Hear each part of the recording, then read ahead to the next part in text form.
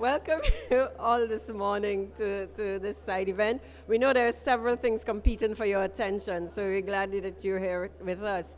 We know that the negotiators here at COP are really grappling with the whole energy or the renewable energy discussions and how you deploy energy and energy efficiency measures throughout the region and even, dare I say, worldwide. And the energy transition is really at the center of the COP discussion. The Caribbean, we're also grappling with this challenge. For us, the energy transition is certainly about reducing our greenhouse gas emissions, but we also see it as an adaptation opportunity.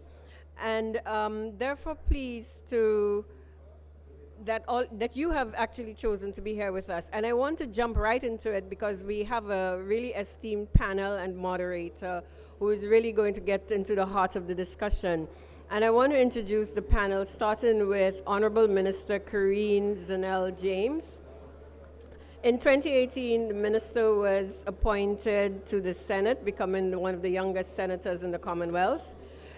She was able to continue her quest for change by supporting and reviewing laws associated with laws for the betterment of her peers and her country of Grenada.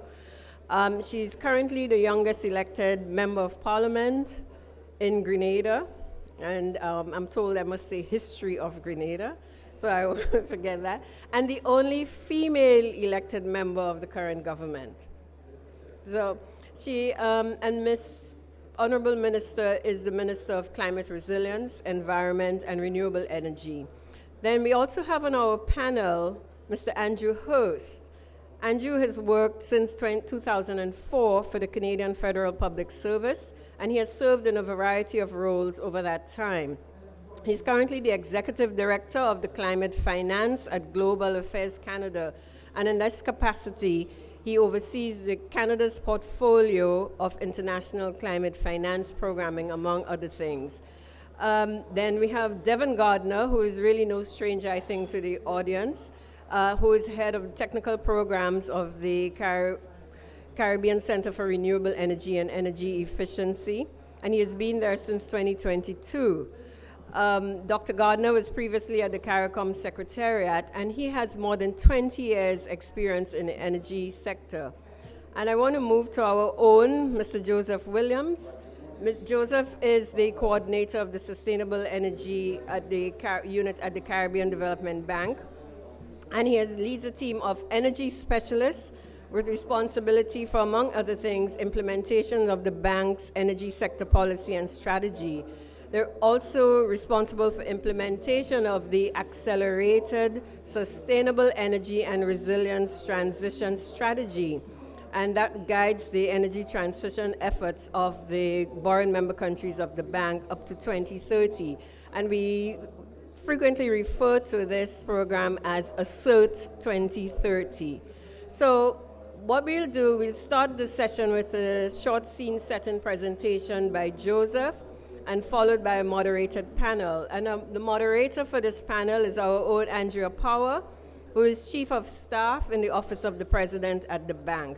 So ladies and gentlemen, thank you again for your presence and for your attention, and I will just hand over to Joseph.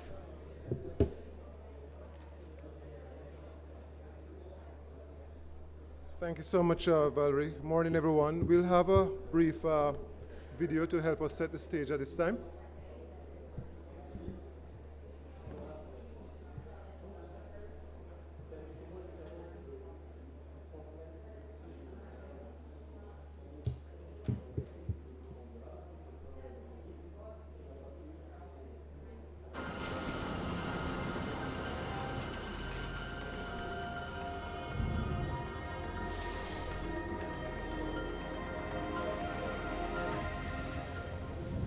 With its sun-drenched islands, abundance of water, and consistent, strong winds, the Caribbean enjoys a wealth of renewable energy resources.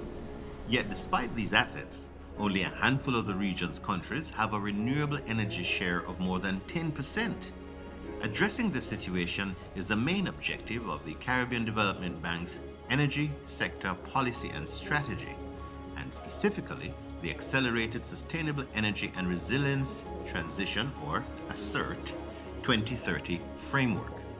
The bank itself has worked very hard regionally and in countries to help support governments, for example, in establishing energy units, bringing experts to support regulatory reform, training on technology, not just in public sector but also in private sector. The Caribbean has a long history of fossil fuel dependency, with more than 90% of its energy requirements met by oil and diesel. Replacing that brown energy with renewables is not just critical to the region's sustainable energy future, it can also stabilize or reduce costs, improve fiscal balances, lower public debt, and trigger significant increases to the Caribbean's GDP. But investment in renewable infrastructure is marginal. $75 million annually is being spent, compared to the estimated $1.3 billion required for transformative change. There's been slow but steady progress. The political will is there, the sentiment and the support from key players such as the utilities. The regulatory bodies are more focused on trying to establish frameworks that do accommodate and incentivize renewable energy transition.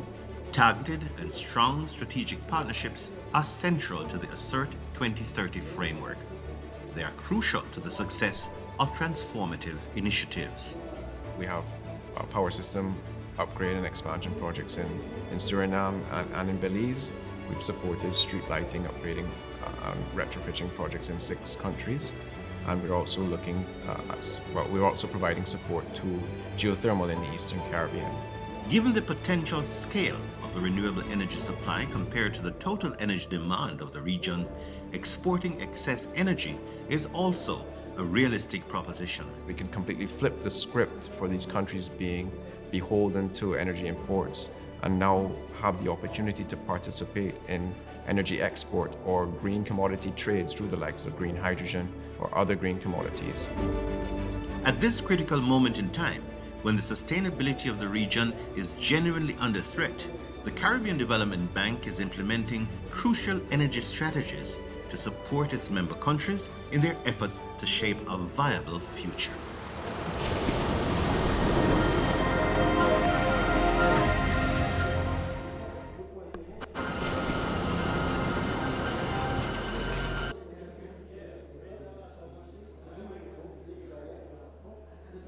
Okay, thank you very much. All right, so I'm going to spend just a few minutes to talk a little bit about the current state of the transition in the Caribbean. The competition is great, so I hope you can hear me. Okay. All right, so fairly quickly, I thought of a summary slide that could just give us a sense of how we see the situation. As was indicated in the brief video, there is still a significant over-reliance on imported fossil fuel, mainly in the form of diesel fuel. But imported is important because it's not just the fact that it's fossil fuel, but it's imported. The fact that it's imported does provide us with some significant exposure to risk and so on. And it also remains a fact that we have abundant supplies, potential supplies and supplies of renewable energy options. And there is strong, very high level of political commitment across the region, as demonstrated in the policies that have been articulated, as well as the NDCs, etc. So there is no question about that. But what we have observed is that it has been extremely slow in terms of the investments, projects on the ground, translating that to renewable energy generation assets. And we have also identified that key barriers remain, and these largely translates to risk, both to the countries themselves in terms of the over-reliance issue, I'm not shifting, but also to potential investors. So I think that's an important dimension because it begs the question, if the political commitment is there, why aren't things happening, you know? So I think the barriers become very important in that context. I'm going to just skip through a couple of things here because we know all of these already, but just to make a point here, we typically, at the moment, we estimate that based on capacity, the renewable energy capacity in the electricity system, it's about 12%, more or less, penetration of renewable energy. And remember, that target can move. If you have growth significantly, even though you may be growing the renewable energy, if you're not keeping up, you could still be less than that. So next year it could be less if the demand grows significantly. But what I think is important to note, though, is that we now need to think about the total system. So that from the electricity system standpoint, we are saying 12%. But if you think about the fact that transportation, the energy to transportation sector, which is, along with industry, the other big sector of consumption, if you think about it like that, it's about double. So the transportation energy is about 50% in most countries, more or less. Some is a little more and some is a little less. So if you think of the total energy import, we are just about 6%, if you were to roughly look at it like that. So it's even a little worse than the figures we sometimes talk about for the electricity sector. And so the point here is, the big takeaway is that we are really at the margins, we're really moving slowly if we're really serious about achieving those targets. And I'll just skip through some of these because these kind of give you an indication on a country by country basis what the figures look like. But I'll stop here just to make 2 points. The first slide is an old slide, but it's still reflective of what is happening. It's a 2021 slide, and it gives you an idea of the average electricity tariff across the countries compared to some of the trading partners, the USA, Canada, and so on. And you will see that even though we're talking about the climate change issues and so on, the fact of the cost of energy still remains an important factor for us in the region because it affects virtually everything, or poverty reduction effort, achieving sustainable development goal, competitiveness of the countries and the economies. It's a significant point.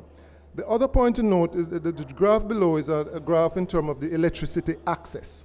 And we have seen, by and large, countries have significantly high access, except for Haiti in the middle, which is somewhere above 40%. So access in the region is very high, and Haiti remains the biggest challenge as far as the energy situation concerned.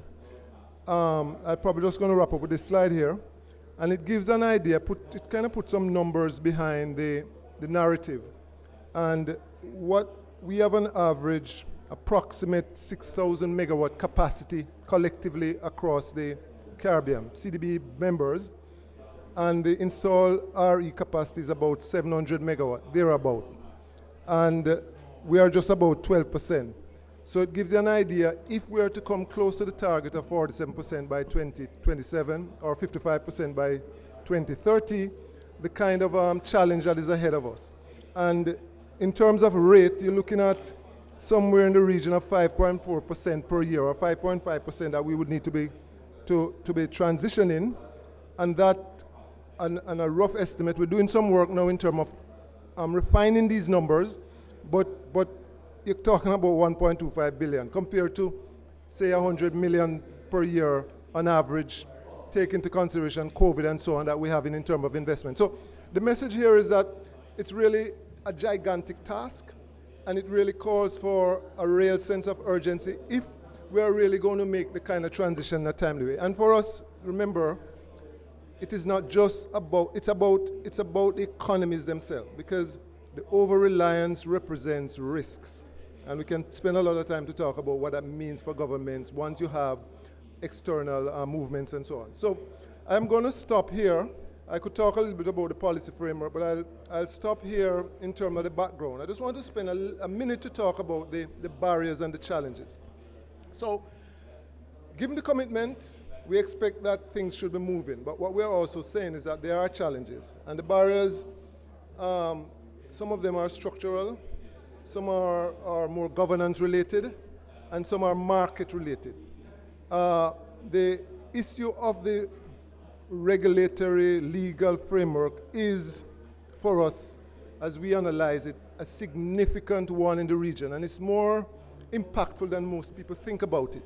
So I have one of the points there has to do with data, information about the energy system, about the resource potential, about where it would make sense to locate projects.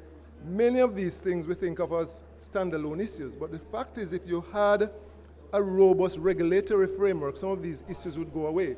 So for example, the information about the system is a regulatory matter. The regulator, if you have a good system, would ensure that that information is provided by the relevant participants and made available to the public in a way that decision making can be made in a timely way. So that's an example. But the point I'm making here is that we consider this matter to be one of the single biggest issue. And I'll use one example again just to make the point because I won't have time to go through all of them. If at any moment, any country, if there was clarity around how an investor could install a project where the price, the issue, we wouldn't be short of investment. I don't know if you can understand what I'm saying. In other words, if today, and you can think about it at different levels, it could be a large investor, or it could be a householder. If it is clear how you could purchase a system, install it, connect it, and in the case of a feeding mechanism, how you could be repaid, it would be done because the banks are more amenable now, even at the retail level, and investors are ready. So this is a big one for us. I won't touch the others now, but they are there, and we'll talk about them in the discussion. But one that is not mentioned and is very important is the grid itself, the transmission and distribution system. So even though we're talking about generation, if we were to do all the things and scale up there, we would find that we have a challenge with the existing physical grid to undertake the scale. So that's a big risk and a big barrier in many of the countries. I'll stop there because I'm conscious of the time, and we'll discuss some of these. So we're at a good point in that we are now very conscious, the countries are ready, and I think the institution recognize, along with the partners and governments, that we have to scale up. We have to be bold, we have to do things differently, and this is the philosophy behind the assert, which I'll talk about in the conversation. Thank you so much.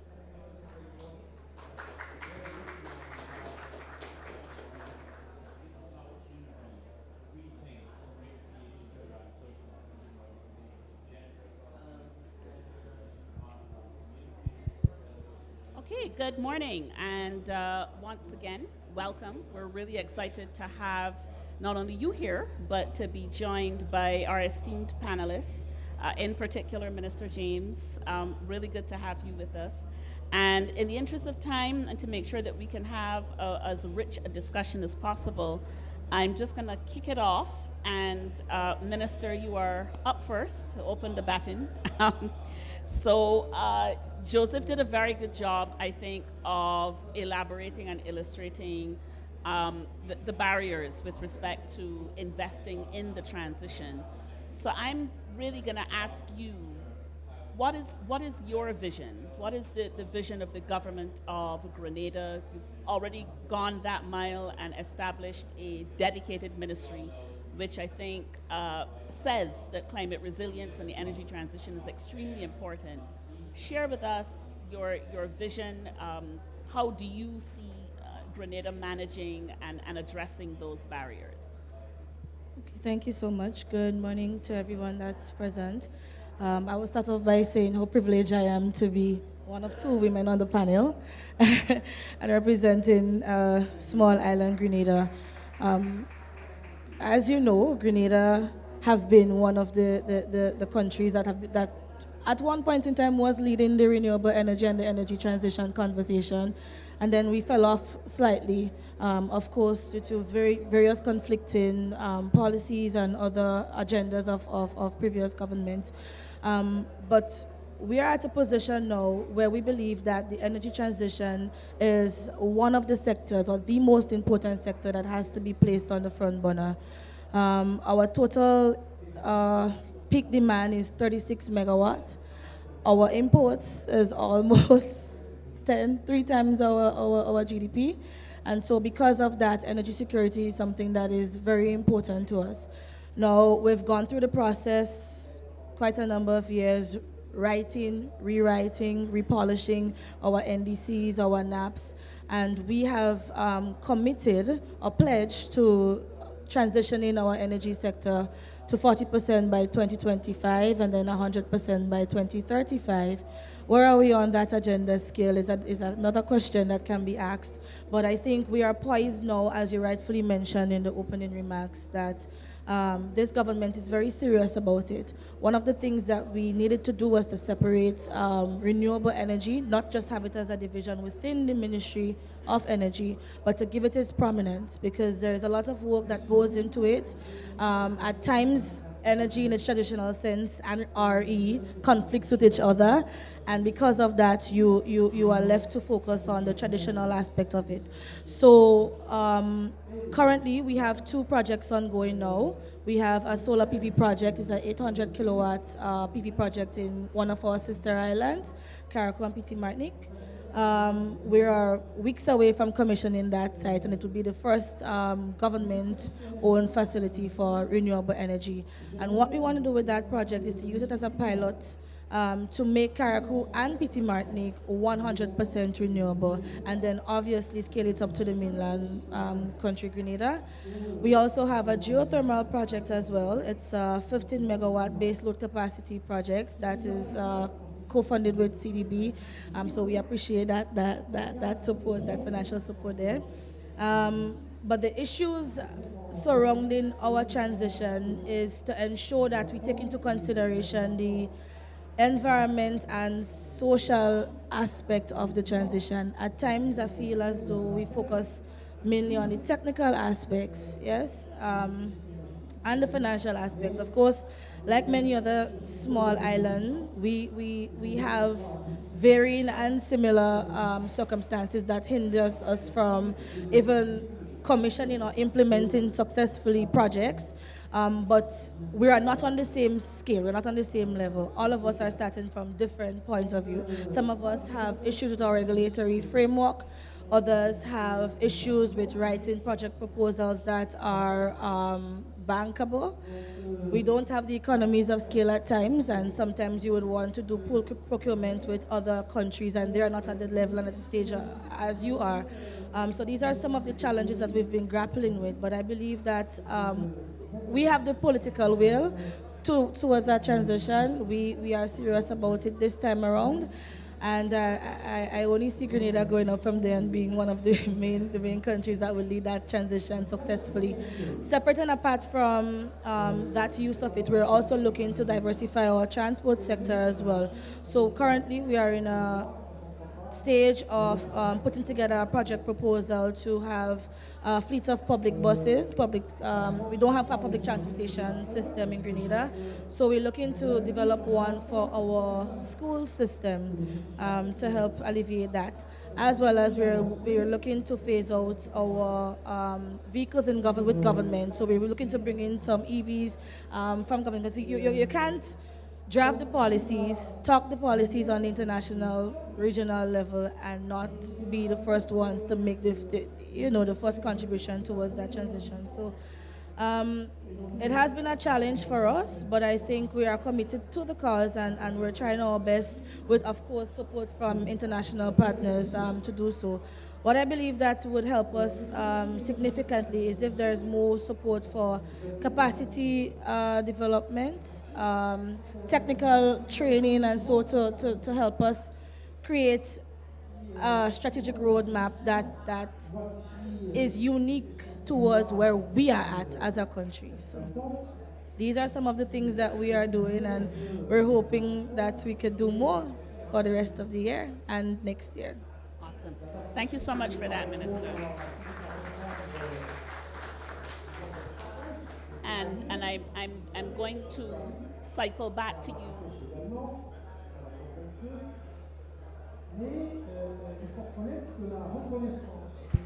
Okay, all right. We are going to cycle back to you a little more on that whole idea of inclusion, where's the private sector in that conversation, and then is there interest. I'm going to shoot on over now to Devon. Do you have a mic? Maybe we can ask. Yes.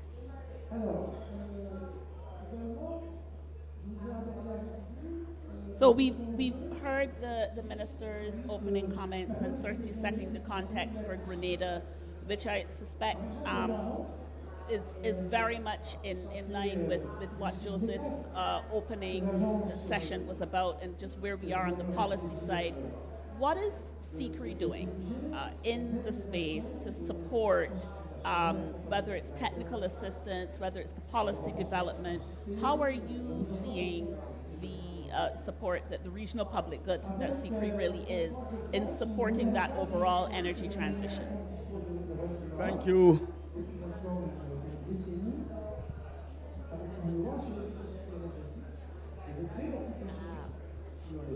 So keep the mic really, really close to your mouth so that everyone can hear. Thank you very much. So, what CCRI has been doing, and CCRI, for those who don't know, is the Caribbean Center for Renewable Energy and Energy Efficiency, which is an institution of CARICOM. And what we have been doing so far are a multiplicity of things, but the ones I will focus on is that we have been supporting countries to understand the current state of the system through science and engineering studies and analyses. So not just for us to guess what the state is, but really for us to do the analysis to understand what is the current state of the system, both on the generation side, on the transmission and distribution side, and on the demand side. So we do all these analyses. And then we are working with the countries to develop the short, medium, and long-range plans that will help them to transition from where they are to the kind of state where they want to get to in what we refer to as integrated resource and resilience plan. Now, one of the features of integrated resilience and resource and resilience planning is that there is recognition of the fact that we are asking countries to transition away from the conventional diesel-based or fossil-based generators, thermal generators, to what I would call weather-sensitive generators. Generators which are based on wind, solar, hydro resources, which are in a what we call a climate volatile and climate and unpredictable climate future, likely to be impacted in their performance. And also within the context of the demand is also something which is impacted by weather and the climatic conditions. So one of the critical pieces of what we do in supporting the planning is to help the countries to also take into account in those mid-term and long-term planning the variability that could occur in respect to the performance of the generation assets, the weather-dependent generation assets, the solar PV, your wind, your hydro power resources, and how that needs to be matched with the variabilities, the weather variations that could occur on the demand side. So that's one clear thing that we are doing with countries, and we have done that with a number of countries in the region so far. Another main area that we are providing support to countries in is really what I refer to as decision support. And to a large extent, what that entails is that we work directly with decision makers in the countries, whether the decision makers are from the government ministries or from the regulatory agencies, or even in some instances, private sector and investment leaders, to help them with analyses and them with understanding what the lay of the land is in terms of technology options and project options and opportunities. We run the models for them in terms of analyses.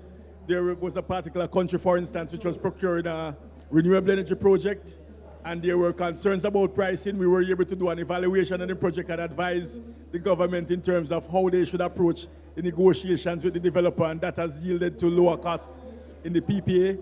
So providing that kind of decision support, whether it is to a regulator who wants to determine the tariff impact of a particular project, whether it is to a developer who wants to understand whether a certain type of project is likely to be feasible in a particular country, or to a government who has to make decision on policy matters or even project level matters, is critical, because one of the challenges we have in the region is that the institutional arrangements in the countries, and Josie spoke to it critically, for helping to support the transition is not always robust. So what CCRI does is CCRI plays that, if you want to call it, underlying backstopping platform role in ensuring that where the country falls short in its capabilities and capacities, whether at a collective level or an institutional level, we can help to support that. So I'll stop there for now. Thanks very much, Devon. So, Joseph, having heard about the role of SICRI, obviously a lot of what we've discussed this morning thus far, it takes money. So in addition to elaborating on the ASSERT framework, I'd like you to spend some time just explaining how the bank has been approaching this whole question of partnerships, partnerships to mobilize resources, as well as partnerships to provide the necessary technical assistance. Thank you so much, and thanks for the contribution, Devon. Very quickly, I just want to identify, well, you know, I said to an audience once, much to their surprise, that CDB, like many of the banks, would prefer to focus on the investment funding, right? Getting the projects in the ground, the capital projects and so on.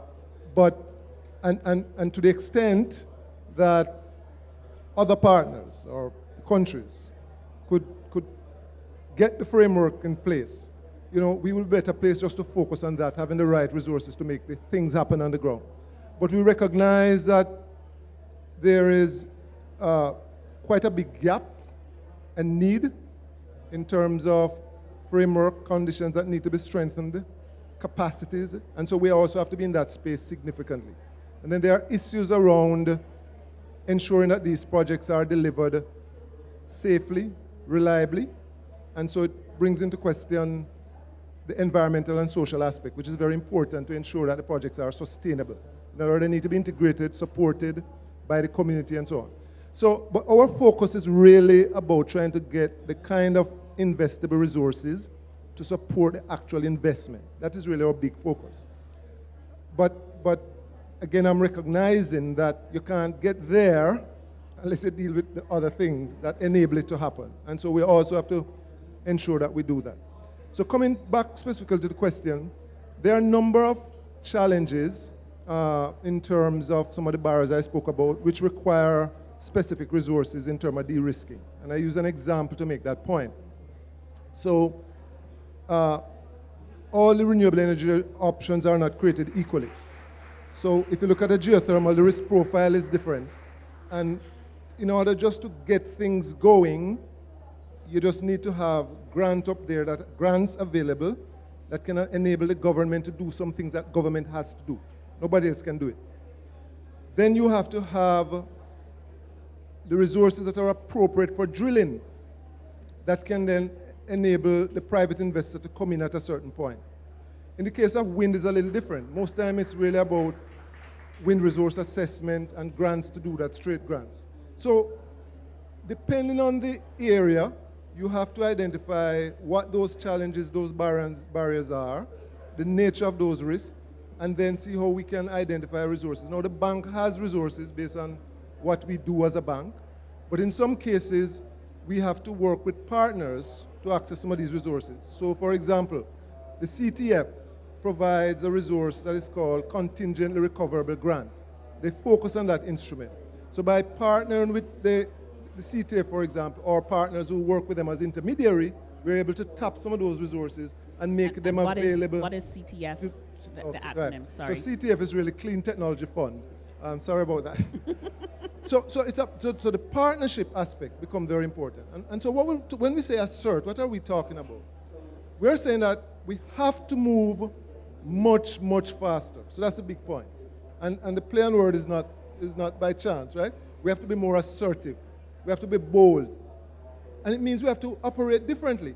So we as a bank sometimes, you know, we stay in the background and wait on the countries and so on. Now we're a little bit more engaged, and in some cases we're offering a prescription, right? We have to be that bold because of where we are and what we need to do. So one aspect of it is, the first element is assert dialogue. So we need to have very strong dialogue, very focused dialogue, bringing all the information to one place, bringing all the key stakeholders so we can make very quickly an assessment of the critical things that need to be done, and then move on with a strategy. The second piece is the assertive. So we need to say, what are those transformative initiatives we need to do in this particular area, whatever it is. And in the case of the regulation, is an example. What are the big things to make a difference? And within the context of the broad stakeholdership, deep consultation, we identify very specific things that we can do in a very short while to make a difference. And then it's about the resourcing. And that's why the partnership is so important. As I alluded to earlier, we are pretty small in the grand scheme of things. But we can play a facilitating role to accelerate things. We have a very large footprint in terms of membership in the region, and there are a number of lessons that we can bring to bear. And so the partnership is very critical, both in the region as well as in terms of our intermediary role as a development bank in the region, having access to other resources. So that ASSERT framework is able to facilitate and move and in a way that is very focused and very strategic to overcome some of the barriers. So I'll stop there. Thanks. Awesome. Thanks very much for that, Joseph. So then it brings me to you, Andrew, as a partner and certainly as a major player in the climate resilience space and being out front in trying to assist the global south in becoming more resilient, partnering with us, technical assistance funding. What is the perspective of Global Affairs Canada on not only what you've heard here today, but what is Global Affairs Canada doing? What's your vision? What are your plans for the future? Sure, thank you. And thank you very much for inviting me to participate on this distinguished panel. For us, maybe just 4 things to say about some of the things that have already been mentioned, and then I can get into some of the broader priorities and context of Canada's support in this area. So I very much agree with everything everybody has brought forward in terms of both barriers and opportunities. And there are 4 things I wanted to underscore that fit with some of the things that we've seen elsewhere with the work that we've supported. The first is that, in fact, as Joseph mentioned, and as Derek mentioned as well, it's not just about the energy generation. We have to think about distribution and transmission as well. We've seen many other countries where money is poured into the generation side, and on the distribution and transmission side, they've actually reached capacity and can't actually take all the energy that's getting generated through the new installed capacity. So that has an adaptation dimension to it as well, which is critically important in the Caribbean, where transmission is going to be vulnerable to the kinds of weather events that you're increasingly facing. The second thing is that, of course, the new technologies bring with them the possibility for new business models. And so the role that the private sector can play in the transitioning and in the future energy state is going to look very different than what it likely would have played in the previous phase and with legacy energy systems. And so it's really up for governments to think, differently about how to involve the private sector in the renewable energy space. The third thing, and this is picking up on something that the minister mentioned, and that is when we talk about energy transition, we like to, and many others as well, focus on the just energy transitions, right? So this is not only about taking account of workers and communities that may be affected as you transition away from fossil fuel focused energy systems, but also the opportunities that are created in the renewable energy space for groups that might be traditionally underrepresented. I'm thinking women in particular, right? We see to date that women have been underrepresented in some of the renewable energy sector jobs, but at the same time there's great potential there. And so putting the investment in the kind of training and reskilling for existing workers is going to be something that should be top of mind for policymakers. And this brings me to my last point, and that is the role that technical assistance plays in all of this. Because it is so new, because there's an urgency to all of this, helping governments and other stakeholders do this in as fast a way possible, and taking into consideration some of the new dynamics associated with the transition is critically important for us.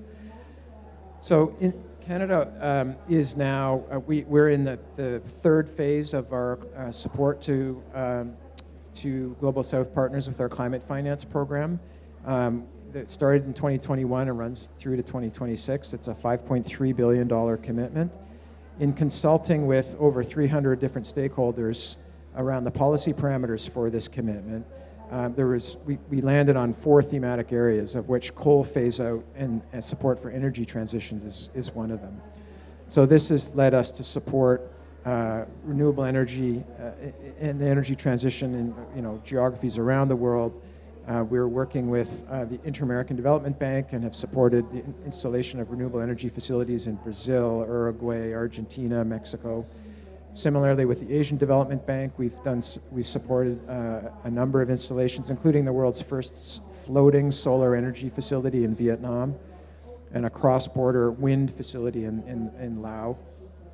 And so now we're really excited to be working with the Caribbean Development Bank. We have a new initiative that's in the final stages of negotiation, and it's called Supporting Resilient Green Energy in the Caribbean, or SURGE. This was announced by our Prime Minister during the CARICOM Leaders Summit in Canada just recently, that will offer up to $53 million in repayable loans, along with about $5.5 million in technical assistance. And we really want to see and support 3 things with that financing. The first is obviously to help reduce emissions in the region. The second is to help support the expansion of energy access to ensure that more people are able to benefit from affordable and reliable energy. And the third is, as has been mentioned, to reduce reliance on the imported fossil fuels. So the Caribbean Development Bank has been a long-standing partner for Canada, so we're really excited with this new initiative, and we're very hopeful that it can play a small and modest role in meeting the very significant investment needs that Joseph laid out to help the region through that energy transition. So thank you. Thank you so much for that, Andrew. And we definitely look forward to SURGE becoming a reality in the not too distant future. So brings me to Minister James again. On the issue of the private sector, and I'm talking here not just about the big companies, but what are you seeing as the interest and uptake and perhaps opportunities for small businesses, the micro, small, and medium-sized enterprises in Grenada as you pursue this energy transition? Well, I mean, there's tremendous benefit for small entrepreneurs and small businesses to benefit from in that energy transition. For example, I am the Member of Parliament for the constituency that is dubbed the fishing capital of St. John. Most of the expense that the fishermen, for example, have is fuel costs to go outside. So we are in a position where we can help them to alleviate that cost for fueling their boats as well as for cold storage. It is not cheap to ensure that they store their catch in the right under the right temperatures that is needed for the international requirements for fish export. That's one of the challenges that they have expressed, and so the Ministry of Agriculture and Fisheries, as well as my ministry, really looking to develop a project line that speaks to looking at better refrigerants, to help alleviate that cost and to sensitize them that you can meet your requirements, you can ensure that you reduce the amount of waste that you have in the case of farmers if we invest in the right technology for that. That is a challenge that we have on island because most of the private sector companies that brings in those storage refrigerators, and so they are not aware as to what are good refrigerants, what are bad refrigerants. So what we have done is to create guideline, if you want, for lack of a better word now, to help inform and educate the private sector from that aspect, to look into the cooling sector to help phase out HFCs as well too. So that's some of the things that we've been doing from a micro scale, but the question still remains, and the demand still remains that we cannot, the development banks, and no shades thrown to you, but the development banks, they cannot create or design projects or funding facilities outside of consulting with the government to find out where they are at within their strategic budget preparations and so. Because if they don't, I look at the presentation here today, and I saw in the end of his slide, the response is urgency. We know it is urgent, but right now we need action, and we need the funding to help us, to help those small business owners, to help the fishermen, to help the farmers transition as well, and to also help our local private companies to understand why it is important for them to go that route in terms of gaining access to better technologies that are existing out there. So, it has to be not a top-down approach, but a bottom-up approach, and we have to collaborate more from that aspect. So that would be my take. Thanks very much for that, Minister. And so my final question before I ask the audience to weigh in, we have regional partners on the stage and we have global partners on the stage. We've talked a lot about the technology that is needed to underpin the transition. And given where the region is at with innovation and its capacity to innovate, how are we proposing to stay apace with the technology? At one point, we were ahead of the game. If we talk about solar, and when the first solar panels were developed, we were in front. Now we are in an energy transition where we seem to be playing catch up. Today's technology is probably already 5-10 years obsolete. How are we as regional and global partners working on how to stay apace with the technology so that as we pursue adaptation, we're working on best possible solutions for our challenges? So I'm gonna kick that out to Joseph, Devon, Andrew. You've heard the minister. The minister wants action, so I am helping her with the big stick.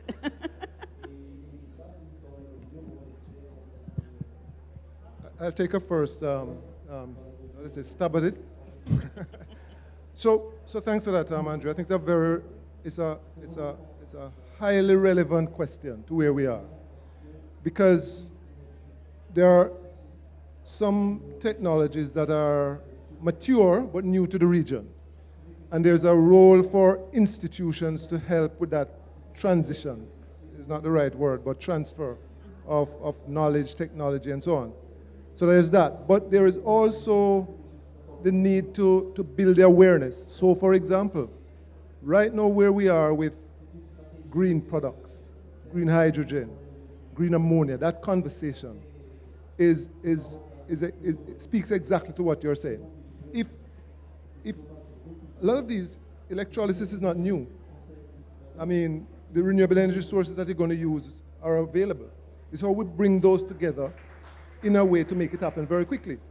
And the recognition that we have a vast abundance of resources, we have ready markets, which is not the case in many countries, right? They have to import these things.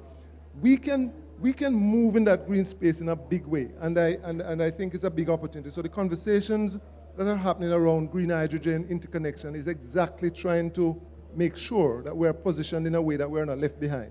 Because it's not really new technology, it's just a matter of how we put those things together to work for us. And I think that's why I'm so excited about where we are now, because for the first time, we can really be ahead of the curve in terms of making the resources work for us in a big way. So yes, I think the institutions have a role to play, but governments also have to play their role, because, end of the day, it's their commitment, it's their resource, and so on. So I would say Yeah, we can by doing what we have to do as an institution and collaborating more among ourselves and with the governments to make it happen in a timely way. Thanks. Thanks, Joseph.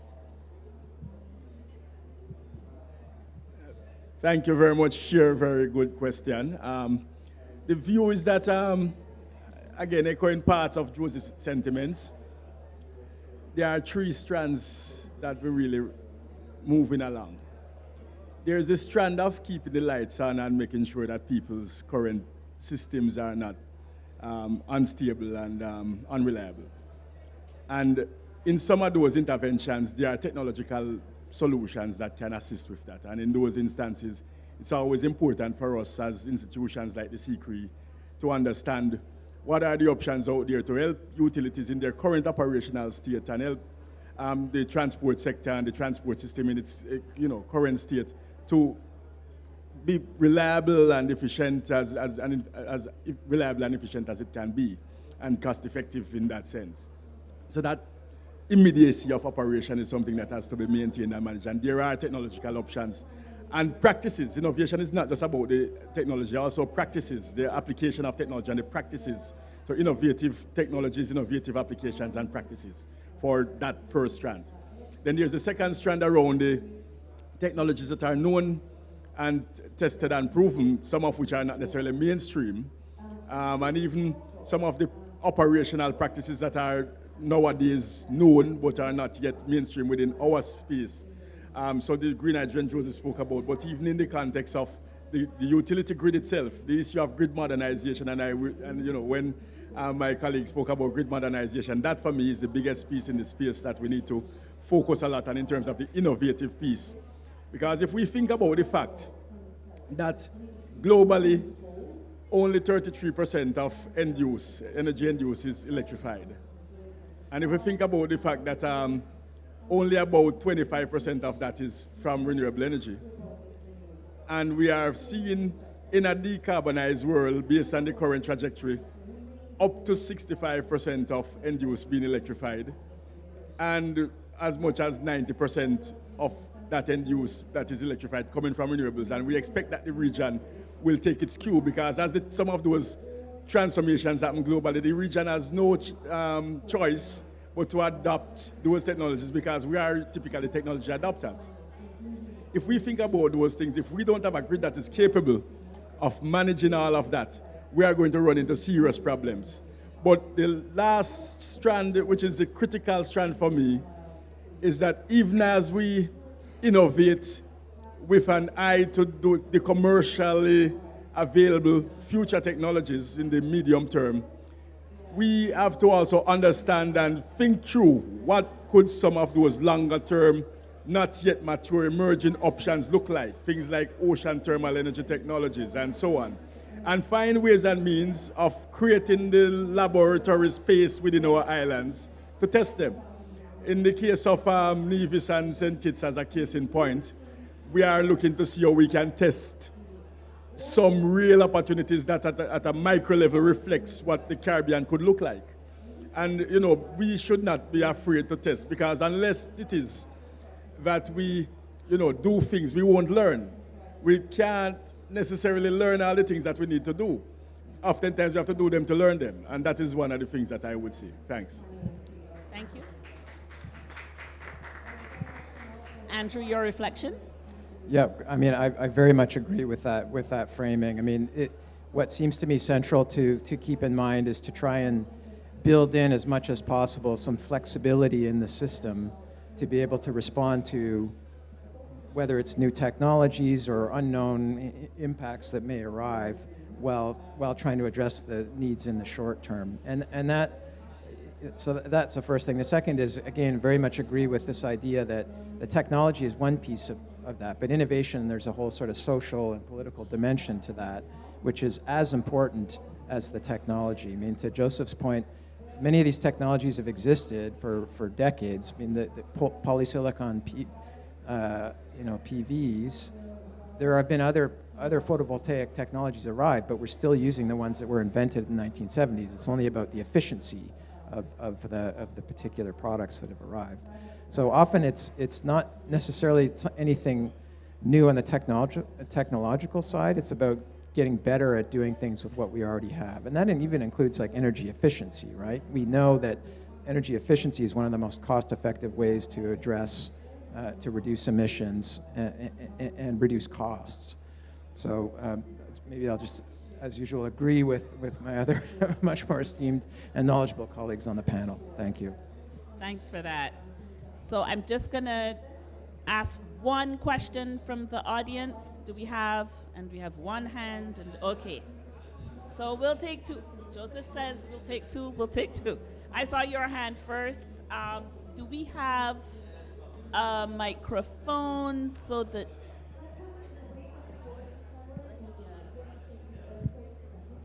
there you are. All right. Thank you for this, a great panel, and I wrote down a question, one sec. So just to introduce myself, my name is Vaughn, I'm from Trinidad and Tobago. I work for Student Energy. We're the world's largest youth-led organization on energy. We focus on capacity building and also creating a space for youth to act. And I'm also here from the Sustainable Energy for All. We are the official UN organization for SDG 7, and I'm the SDG 7 Global Youth Ambassador for small island developing states. So my question is, how do you see the role of youth? How do you see the role of youth in your Caribbean energy transition projects? Specifically, I'd want to know what strategies or initiatives are being considered, or what could be implemented to actively engage more young people here. The main thing here is there are more than 2 billion young people around the world between the ages of 18 and 30, and we play a major stakeholder in the energy transition, both politically and economically. In my work, I see everyday young people changing and shaping the energy transition with minimal resources and a lot of passion, but I don't see this in the Caribbean. I've been working since 2019, and typically you'll get a handful of Trinidadians, but not too many from other countries. So I really want to know from you all, how do we engage youth? How do we work together to get more people here and to recognize the value of our work? Thank you. Is that you asking for the microphone, Minister? Well, I was not going to ask for the microphone, but I felt a sense of obligation as a youth myself to lend a response to that. And I would probably start with myself first. I'm 26 years, so it's not how we're here, we're doing this. Yeah, we're doing this, you know, and I can share my experience very briefly. I remember when I was given this portfolio, I felt as though Prime Minister made a mistake. I was like, no, you wrong person. Give me ministry, or you give me something else that is in my expertise and with my academic qualification. And I had that idea, or perhaps maybe it was an idea that was projected upon me because of what people were saying. They don't understand climate change. They don't understand what it means to transition our energy sector. They don't understand energy security. And that is because us as politicians and as parliamentarians, we fail to break down that intellectual side of climate change to the grassroots level. And I am happy that you stood up and you asked your question, because in the midst now, I have 2 of my youth delegates that I brought. One of them is from the T.A. Marshall Community College, and the other one is from the St. George's University. Both of them are pursuing environmental, yeah man, clap for them, that's how youth's coming in. Yeah. So both of them are involved in some aspect. Their course of studies is in the environment, and I think that this opportunity COP is a great opportunity for them to. I mean, it's a baptism of fire, but it gives them a regional. It gives them an international view as to the conversations that are out there, and to also not limit themselves in terms of career path. A lot of us go the traditional route because our parents maybe tell us to go so. Mommy might be a lawyer, daddy might be a doctor, and then all of us want to just do the same thing. But there are opportunities out there in renewable energy, in environment, climate resilience to an extent that our young people can really and truly make the difference. And if us as politicians and as policymakers can't break down the intellectual aspect of the transition to the people, that is a just transition. If we can't do that, then we feel our mandate to advance, because the reason why we're transitioning is for our consumers to have better and cleaner access to energy, and also to help us for our sustainability and longevity as island states. So it's not how can we get them involved, it's for you to do your advocacy, my two young people to do my advocacy, and me to use my experience that I've had so far to tell young people that we have a place, we have a voice, and we can do it. Yeah. Devin wanted to. Thanks for that, Minister. And I just wanted to add that from an institutional perspective, we actually have been working to find ways and means of encouraging and embracing youth in much of what we do, as well as to bring awareness and better capacity at the level of the youngsters. I'll give you a couple of examples. One, since my CARICOM secretariat days, and even now into CCRE, and with the CDB participating in that, and I'm proud to say that CDB has supported this, we have been helping CXC.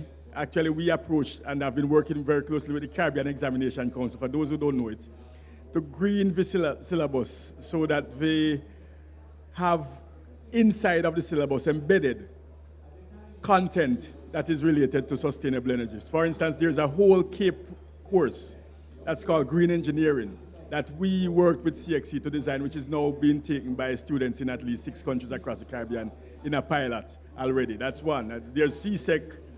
We have already established a course called Electronics Technology. A component within a course that they had called Electronics Technology that deals exclusively with electric vehicles and electrification in the transport sector. And that is something we wrote together and embedded into that syllabus so that youngsters in high school, in secondary system, would have understanding and knowledge and access to these things. Additionally, at the higher level, we have been from time to time hosting what we call youth energy symposiums. We haven't had a lot of money, so maybe something where CDB can reinvigorate. But we have been having youth energy symposiums from time to time during Energy Month, which is in November every year.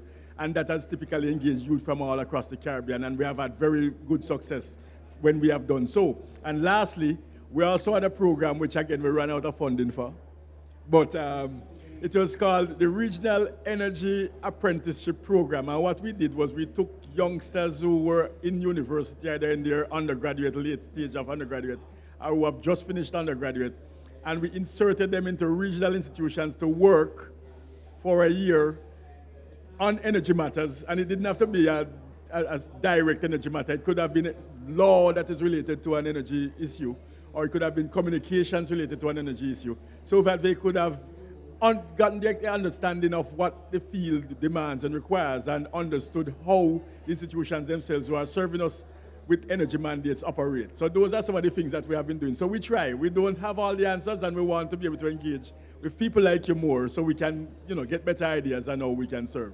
Thank you. Thanks very much. And then our final question.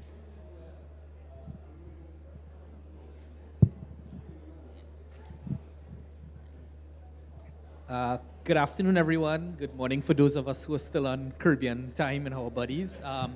Demi Sinanan, Caribbean Export Development Agency. From the point of view of investments, Caribbean Export has been pushing investments in the green economy transition, and we've been engaging with a number of investors who are interested in investing in the Caribbean in green energy transition type projects. The feedback that we're getting almost universally is that the capital is there, the will is there. What we don't have in the region are bankable projects. We have a lot of concepts, we have a lot of ideas, we have a lot of, and this is not just from the private sector, but also from the government and the investment promotion agencies.